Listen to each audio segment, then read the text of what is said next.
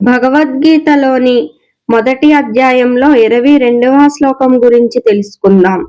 శ్లోకం: యావదేత్తా నిరీక్షేహం యోద్ధు కామనవ స్థితాన్ కైర్మ్యాసః యోద్ధవ్యం అస్మిన్ రణ సముద్యమే. ఈ శ్లోకం యొక్క అర్థం: ఈ యుద్ధానికి సిద్ధమైన వారిని నేను బాగా చూడాలనుకుంటున్నాను.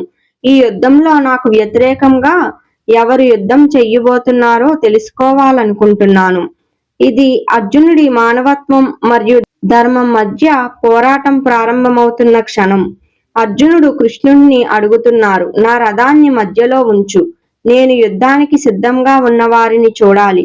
కాని అతని మనసులో కోపం కాదు, సందేహం మొదలవుతుంది. ఆయన శత్రువులను చూడాలని అనుకుంటున్నారు, కానీ లోతుగా ఆయన తెలుసుకుంటారు, వాళ్ళ శత్రువులు కాదు, తన బంధువులు, గురువులు, స్నేహితులు. ఇది గీతా ఉపదేశానికి ముందు అర్జునుడి మనస్థితిని స్పష్టంగా చూపించే దృశ్యం.